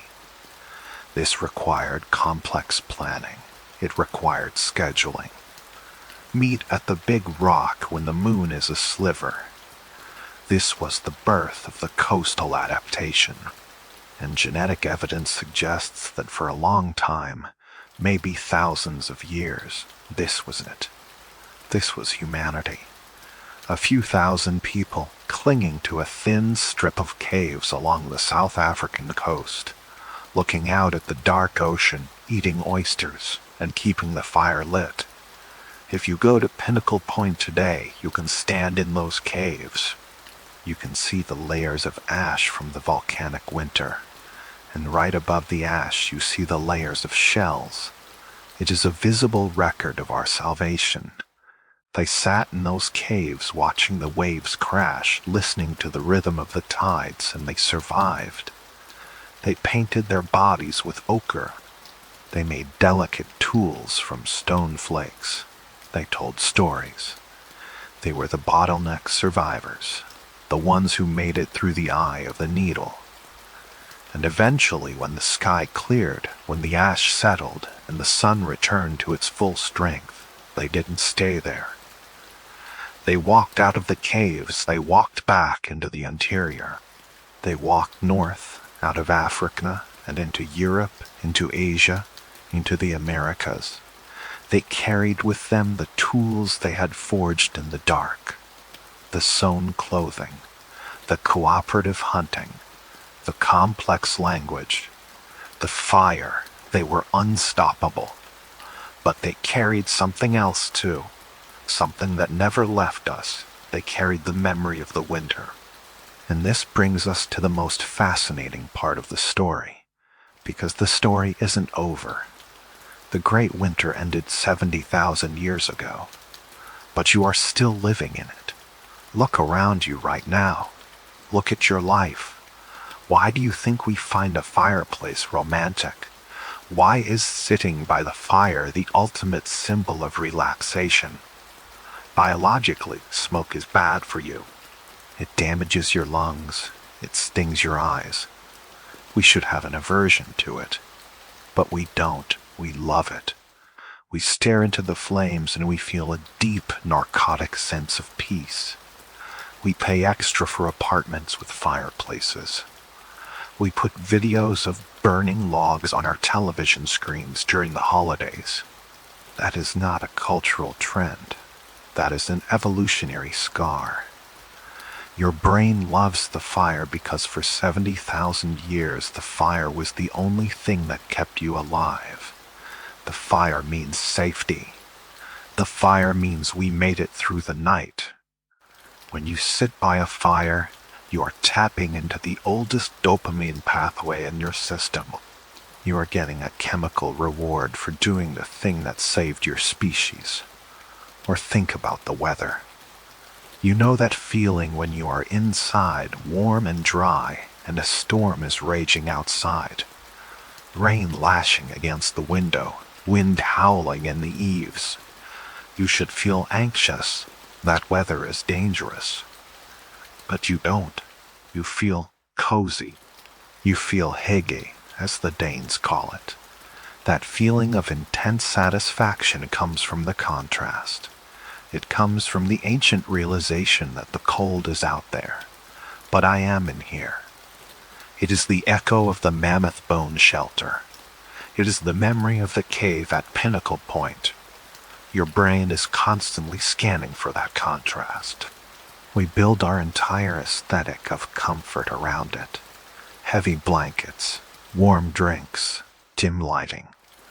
Why do we prefer warm yellow light, like candlelight or incandescent bulbs, over harsh blue light? Because blue light is the color of the winter sky.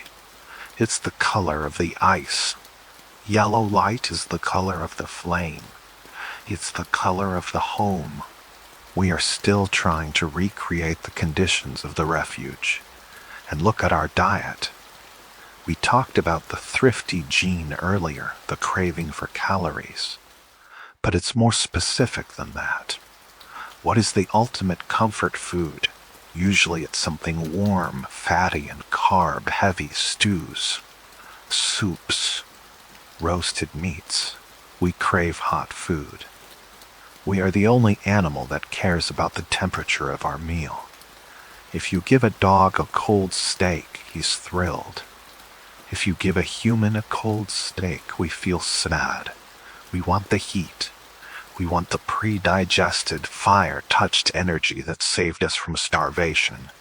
Even our social behaviors are echoes.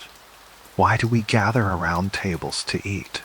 Why is breaking bread the universal sign of peace? Because in the winter, eating alone was suspicion. Eating alone meant you were hiding resources. Eating together in the light of the fire was the proof of the tribe's survival. It was the moment the huddle was reinforced. We are still doing it. Every Thanksgiving, every Sunday dinner, every date night. We are reenacting the ritual of the bottleneck. But there is a darker echo, too, seasonal affective disorder. The winter blues. Why do millions of people get depressed when the days get short? Why do we lose energy, withdraw socially, and crave carbohydrates when winter comes? Psychologists call it a disorder. Evolutionary biologists call it a strategy. It's a hibernation instinct. When the Toba winter hit, the people who ran around burning energy died. The people who slowed down, who conserved calories, who lowered their activity levels, they survived. Your winter depression is actually a survival mechanism that has outlived its usefulness. Your body is detecting the lower light levels and saying, "The great winter is coming back. Slow down, save energy. Wait for the spring." You are not broken. You are just optimized for an ice age that isn't happening right now. This is the evolutionary mismatch. We are walking around with hardware designed for the apocalypse, living in a world of air conditioning and supermarkets. We are paranoid about scarcity in a world of abundance. We are terrified of social rejection in a world where we can live perfectly fine on our own. We are constantly bracing for a winter that ended 70,000 years ago. It explains our anxiety. It explains our obesity. It explains our obsession with accumulation. We are hoarding resources for a 10-year winter that is never going to come. But there is a beauty in this mismatch, too. It means that we are survivors. It means that deep down beneath the suits and the smartphones and the anxiety, there is a core of steel. There is a version of you that knows how to handle the end of the world. There is a version of you that knows how to find the fire, how to build the shelter, how to find the others. That person is still in there, resting, waiting. You can feel them sometimes. When you go camping and sleep on the ground, when you hike to the top of a mountain and look out over the empty land, when you sit in silence and watch a candle burn down, that is the survivor. That is the one who walked out of Africa. And tonight, as you lie in your bed, protected from the wind and the cold, you can tell them we made it. We won. The great winter is over. The spring is here, and we are still here to see it. So feel the blanket. Feel the warmth. That is your trophy. You earned it. Now let's watch the sunrise. Let's see what happened when the ash finally cleared and the world turned green again. Let's see what we did with this second chance we were given. Let's talk about hunger. Not the polite rumble in your stomach when lunch is an hour late. I mean the deep, clawing, panic-inducing hunger that defined the human experience for the vast majority of our existence. Go to your kitchen. Open the refrigerator. Open the pantry. What do you see? Boxes of pasta. Bags of rice. Jars of peanut butter. A freezer full of meat. Blocks of cheese, chocolate, sugar to a modern eye. This is just groceries. It's Tuesday. But to the biological machine you are inhabiting, this is a miracle so profound it is almost incomprehensible. You are looking at more concentrated energy than your ancestor might have seen in a lifetime. And this is where the trouble begins. We need to talk about the thrifty gene. It's a controversial term in genetics, but the concept is solid. It explains why you are the way you are. It explains why, despite knowing better, despite the doctors and the diet books and the best intentions, you still reach for the donut. You still crave the pizza. You still want the calorie. Dense, fatty, salty, sugary food. You beat yourself up about this. You call it a lack of willpower. You call it gluttony. But it isn't. It's survival. Travel back to the Great Winter, 70,000 years ago. You are walking across the gray, frozen landscape. You haven't eaten in 3 days. Your body is burning through its fat reserves rapidly to keep your core temperature up. Every step costs glucose. Every shiver costs glycogen. You are running on empty. Suddenly, you find something. A beehive, maybe, hidden in a dead tree. Or a carcass with some fatty marrow left in the bones. This is the jackpot. This is pure concentrated energy. Now what does your brain tell you to do? Does it say eat a little bit, save some for later? Watch your figure, number it, screams, eat everything. Right now, it floods your system with dopamine, the pleasure chemical. It makes the taste of that honey or that fat the most exquisite sensation in the world. It overrides your fullness signals. It tells you to gorge until your stomach hurts. Why? Because in the Great Winter there is no ladder. A hyena might steal the food. The frost might ruin it. Another tribe might take it. The only safe place to store energy is on your body. Fat is not a cosmetic issue to your DNA. Fat is a bank account. It is life insurance. The people who ate moderately, the ones who had willpower, they died. Their energy reserves ran out during the next blizzard. The people who gorged, the ones who had an insatiable drive for sugar and fat, they survived. They stored that energy on their hips and around their organs. And when the next famine hit 2 weeks later, they had a battery to draw from. You are the descendant of the gorgers. You are the great-grandchild of the ravenous.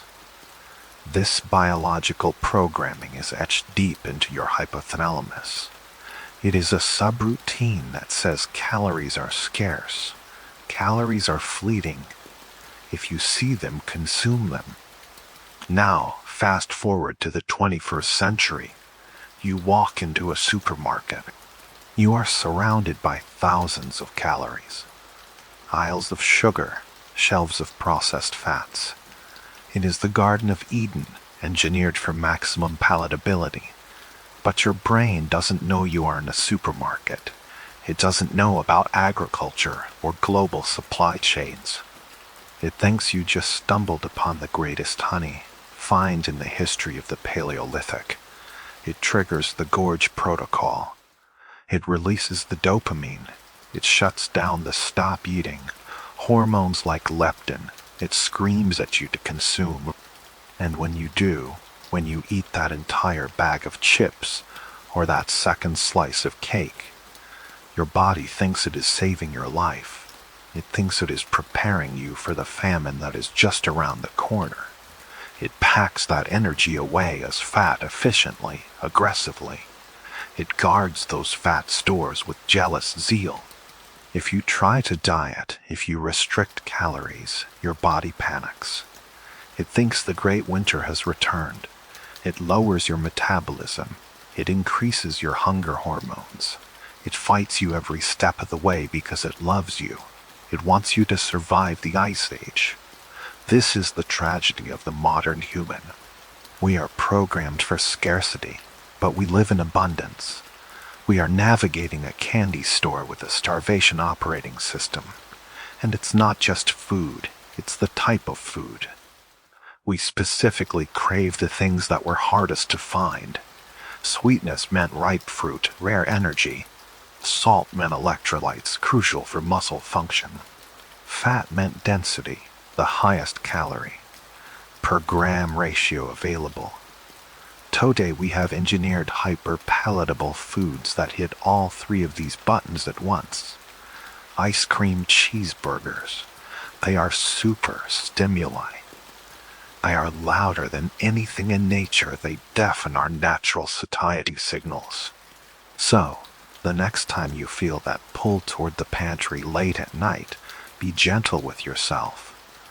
That isn't weakness. That is a 70,000-year-old ghost trying to keep you alive through a winter that ended long ago. But the winter left its mark on more than just our waistlines. It shaped our moods. It sculpted the very rhythm of our days and nights. Let's talk about the light, or rather, the lack of it. If you live in the northern hemisphere, you know the feeling. November arrives. The clocks fall back. The sun sets at 4:30 in the afternoon. The sky turns a flat, slate gray, and you feel heavy. It's harder to wake up in the morning. The alarm clock feels like an act of violence. You drag yourself out of bed. Your limbs feel leaden. Your motivation evaporates. You don't want to go out. You don't want to see people. You just want to curl up under a blanket and sleep. We call this seasonal affective disorder. We call it the winter blues. We treat it with light therapy lamps and vitamin D and antidepressants. We treat it like a malfunction, but is it? Go back to the Toba winter. The sun is choked by ash, the temperatures are lethal. There is very little food. Every movement costs calories. Every time you step outside the shelter, you are burning fuel you cannot replace. In this environment, high energy is a death sentence. The go-getter, the person who wants to wake up at dawn and run around, they burn out, they starve. The survivor is the one who slows down. Your body has a built-in energy conservation mode. It's a form of hibernation. When the light levels drop, your pineal gland pumps out melatonin. This isn't just a sleep hormone. It's a slow-down hormone. It lowers your body temperature.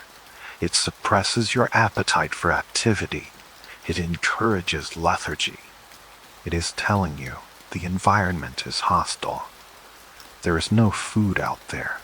Stay in the cave. Save your energy, wait for the sun.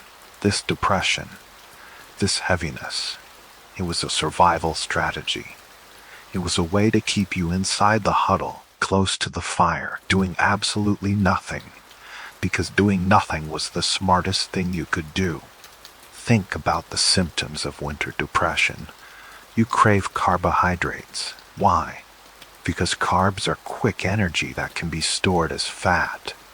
You withdraw socially from the wider world but cling to your close family. Why? Because the outer world is dangerous and the inner circle is safe. You sleep more. Why? Because sleep preserves calories. For 70,000 years, this seasonal rhythm saved us. We cycled between the high-energy summer, where we hunted and gathered and expanded, and the low-energy winter, where we hunkered down and survived.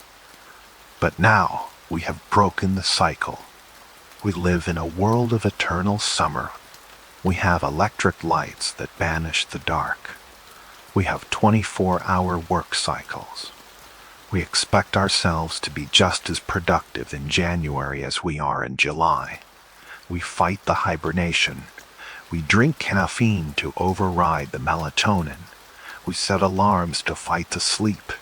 We force ourselves to go to the gym, to go to the office, to be on. And our bodies are confused. The eye sees the dark morning and signals winter. The conscious mind looks at the calendar and says work day. The conflict creates a deep, grinding stress. We are fighting our own biology. We are trying to drive a car with a parking brake on. This is why hygge, the Danish concept of coziness, feels so therapeutic.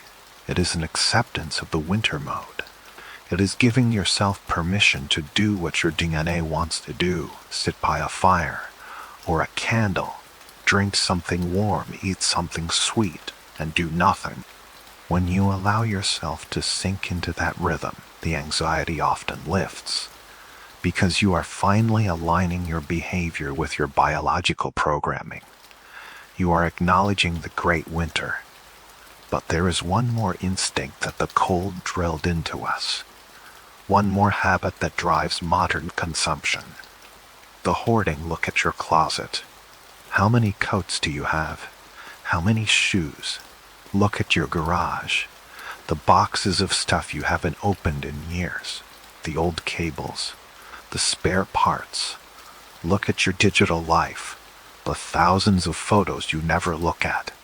The bookmarked articles you never read. The hard drives full of movies. We are obsessed with accumulation. We buy things we don't need. We keep things that are broken. We feel a genuine pang of anxiety when we throw something away.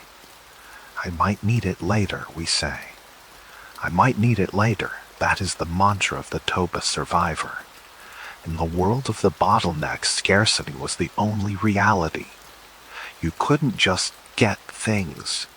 Finding a good piece of flint for a spear point might take days. Finding a warm pelt might take weeks. Finding a shell for a necklace might take a journey to the coast. Objects were rare. Objects were life-sustaining. If you found something useful, a sharp bone, a sturdy stick, a patch of dry moss, you kept it. You carried it. You guarded it. To throw something away was insanity. To waste a resource was suicide. We evolved to be pack rats. We evolved to attach emotional weight to physical objects. This is the endowment effect in psychology. We value things more simply because we own them. If I give you a mug and then ask to buy it back 5 minutes later, you will charge me more than the mug is worth. Why? Because it's yours now. Your brain has registered it as a resource. To lose it feels like a threat to your survival. In the great winter, your stuff was your toolkit for staying alive. Your spear, your needle, your fire starter kit. These weren't just possessions, they were extensions of your body. But today, we have solved the production problem. We can make infinite spears or knives. We can make infinite pelts or jackets. We are drowning in objects. But our brains still treat every Amazon package like a rare find on the tundra. The dopamine hit you get when you buy something. That's the foraging reward. That's the feeling your ancestor got when they found a bush full of berries or a nest full of eggs. Resource acquired. Survival probability increased. It doesn't matter that the resource is a plastic gadget you will use once.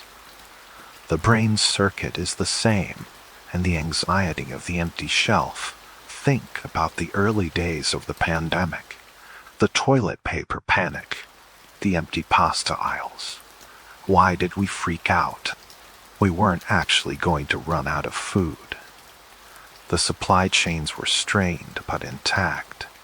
But the image of the empty shelf triggered a deep ancestral terror. It looked like the famine. It looked like the Toba winter. When we see abundance, full shelves, full pantries, we feel safe. When we see scarcity, we feel an existential threat. So we fill our houses. We rent storage units. We create piles of clutter. We are building a fortress of things to protect us from a scarcity that, for most of us, will never come. We are preparing for a siege that happened 70,000 years ago. This is the trinity of our mismatch. We eat like we are starving. We sleep like we are hibernating. We hoard like we are destitute. We are walking anomalies. We are Ice Age biological machines trying to operate in a digital age utopia. And this friction, this grinding gear noise between our instincts and our environment, is the source of so much of our modern suffering. We blame ourselves. We think we are broken, or lazy, or greedy. But you are not broken. You are a masterpiece of survival engineering. The problem isn't you.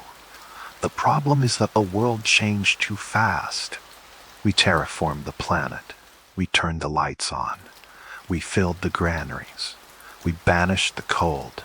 We built a world that is fundamentally different from the one we were made for. But understanding this, understanding the why, that is the first step to making peace with it. When you know that your craving is a survival program, you can observe it without judgment. You can say, "Thank you, brain, for trying to save me from the famine. But we are okay. We have dinner planned for 6 p.m. When you know that your low mood in January is a hibernation cycle, you can stop fighting it.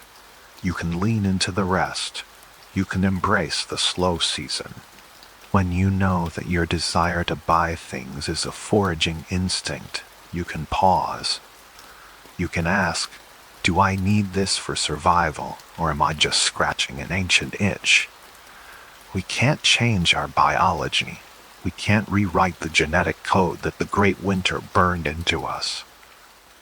But we can change our relationship with it. We can hack the mismatch. We can create environments that work with our instincts, rather than against them. We can impose artificial scarcity, like intermittent fasting, to align our metabolism. We can dim the lights at night to respect our circadian rhythms. We can practice minimalism to calm our hoarding impulse. We can use our software, our culture, our intelligence to manage our hardware. That is, after all, what we have always done. That is the trick that saved us in the first place. We are not just victims of our past. We are the masters of it. But before we close the book on the Great Winter, there is one final piece of the puzzle. One final legacy that we carry with us. Not in our bodies, but in our minds. It's the reason you are listening to this right now. It's the reason we tell stories. It's the idea of the future. Because to survive a winter that lasts for generations, you have to be able to believe in a spring you have never seen. Let's look at the dawn.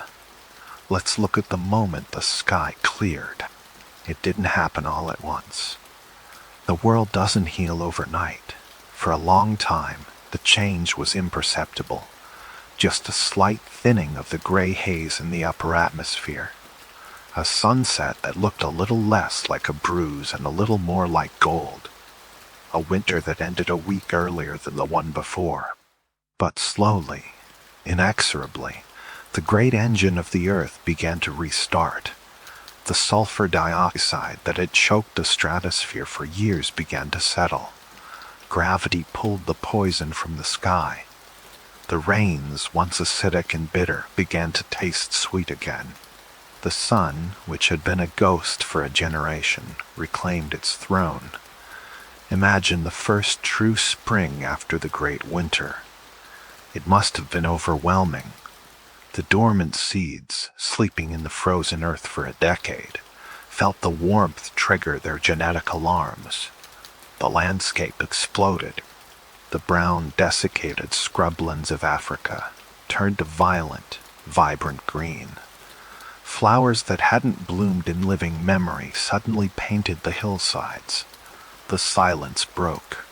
The insects returned, a humming chorus of life. The birds, whose numbers had dwindled to almost nothing, began to sing again, reclaiming territories that had been dead zones.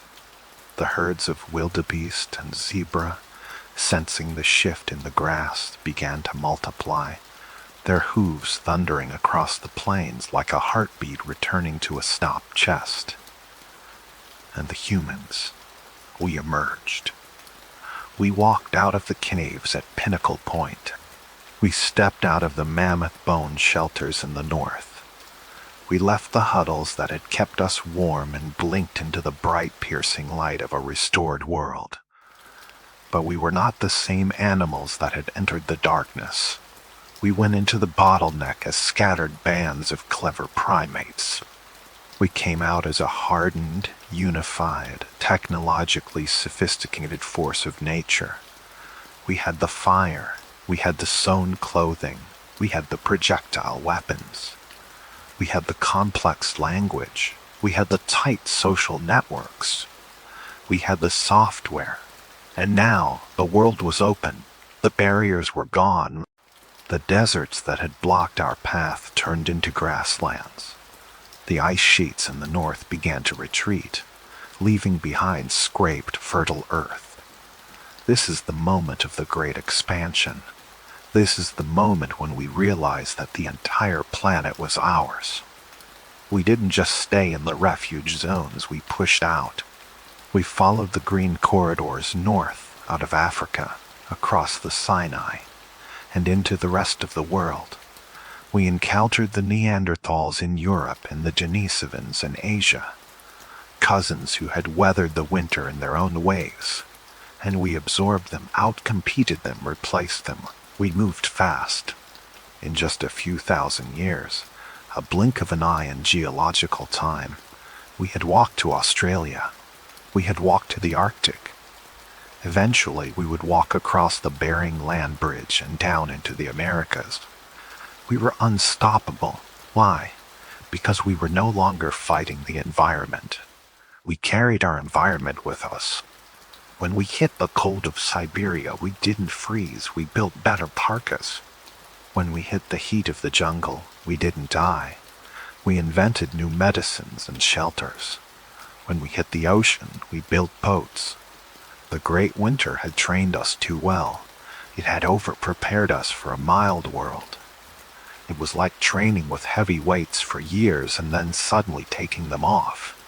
We felt weightless. We felt powerful. The population exploded. From those 10,000 survivors, we became 100,000. Then 1 million. Then 1 billion. But even as we spread out, even as we built cities and wrote symphonies and flew to the moon, we never lost the imprint of the ice. We never lost the habits we formed in the dark. We are still the children of the thaw. We celebrate the spring with a fervor that other animals don't understand. We have festivals of light. We worship the sun. We plant gardens with an obsessive need to see things grow. Every time you open a window to let the fresh air in, every time you turn your face up to feel the warmth of the sun, you are reenacting that first moment of release. You are the ancestor stepping out of the cave, realizing that the long nightmare is finally over. The great winter broke the world, yes, but it also made it. It cleared the board. It forced the innovation. It created the pressure that turned a lump of coal into a diamond. And that diamond is you. Look at your hands again. Really look at them. Relax your fingers. Let them rest on the mattress. Those hands are the result of an unbroken chain of victories. Think about the statistical impossibility of your existence. Go back to the bottleneck. 74,000 years ago. There are only a few thousand people left. If any one of your direct ancestors had frozen to death, you wouldn't be here. If one of them had starved, you wouldn't be here. If one of them had been eaten by a leopard, or fell into a crevasse, or simply decided to give up and lie down in the snow, the chain breaks. The story ends. But they didn't give up.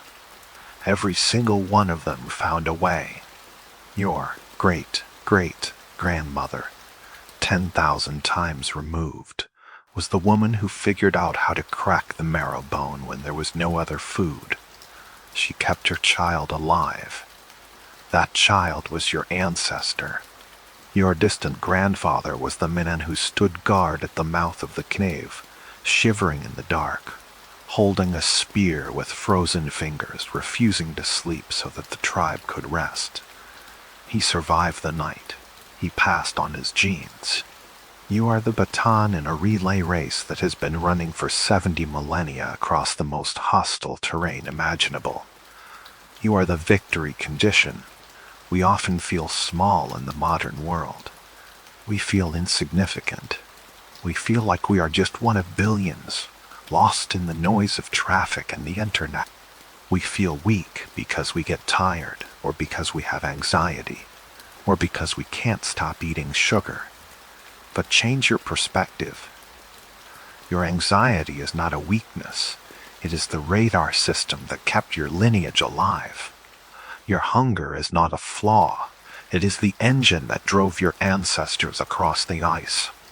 Your desire for comfort is not laziness. It is the wisdom of the survivor knowing when to rest. You are not a broken thing. You are the tip of the spear. You are the culmination of millions of years of struggle. You are the super survivor. The fact that you are lying here, breathing, safe, is the greatest achievement of your family line. The great winter tried to erase us. The volcano tried to bury us. The ice tried to freeze us. The drought tried to starve us. And we are still here. We are not just here, we are everywhere. We turn the ice into water. We turn the night into day with our electric lights. We turn the scarcity into abundance. You are living in the dream of your ancestors. If you could bring them here, those people huddled in the mammoth bone hut, those wanderers on the ash-covered plain, and show them your life, they would weep. They would look at your blanket, softer than any fur. They would look at your walls, stronger than any cave. They would look at your pantry, full of food from all over the world. They would look at you, safe, warm, and fed. And they would say, "It worked. We did it. It was all worth it." So you don't need to carry the weight of survival anymore. You don't need to be hyper-vigilant. You don't need to scan the horizon for predators. You don't need to worry about the fire going out. The fire is permanent now. The walls are solid. The winter is over. You have permission to lay down the burden. You have permission to rest. Let's focus on that rest now. The journey is done. We have traveled back 70,000 years, walked through the fire and the ice, and now we are back. We are back in this room, back in this moment. Feel the bed underneath you. It is solid. It is holding you up. You don't need to hold yourself up. Feel the air in the room. It is still. It is calm. There is no wind howling. There is no ash falling. There is only the gentle, rhythmic flow of your own breathing. Inhale and exhale. Think about the huddle. Remember how we survived by letting go, by trusting the group, by leaning on each other tonight. You can lean on the world we built. You are inside the ultimate shelter. You are in the center of the circle of light. Your ancestors are standing guard. Imagine them. A ring of guardians surrounding your house, surrounding your bed. They are holding the torches. They are watching the darkness so you don't have to. The grandmother who knew the plants is watching over you. The hunter who stood in the snow is watching over you. The storyteller who kept the history alive is watching over you. They have taken the night shift. They are saying, "Sleep now. We have the watch." Let your body listen to them. Start with your feet, those feet that walked out of Africa. Let them go heavy, the muscles uncoil. They don't need to walk anymore tonight. Move up to your legs. The legs that ran down the gazelle. The legs that climbed the mountains. Let them sink into the mattress. They are heavy. They are warm. They are done running. Feel your stomach. The engine of your survival. It is full. It is safe. There is no scarcity here. You can let the tension go. You can let the knot untie. Feel your hands. The hands that made the fire, the hands that sewed the skins. Let them soften. Let the fingers curl naturally. They don't need to grip the spear or the tool. They can just be empty. Feel your shoulders, the shoulders that carried the weight of the tribe. Drop them. Let gravity take them. The weight is gone. And finally, your mind, that brilliant, anxious, storytelling mind. The software that saved the species. It has done its job today. It has solved enough problems. It has planned enough futures. You can put it in standby mode. Imagine the fire in the center of the camp. It has burned brightly all evening. But now the wood is consumed. The flames are settling down into glowing coals. The orange light is soft. It is pulsing gently, fading. The circle is shrinking, getting closer, tighter, warmer. The dark is not dangerous anymore. The dark is just a blanket, a velvet cover that you pull up over your head to block out the world. The great winter is a memory. The spring is a promise. But the night is for resting. You are safe. You are warm. You are home. Drift towards that silence. The comfortable silence of a house at rest. The snow is melting. The sun is waiting for you in the morning. But for now there is only the quiet. Let go, sleep.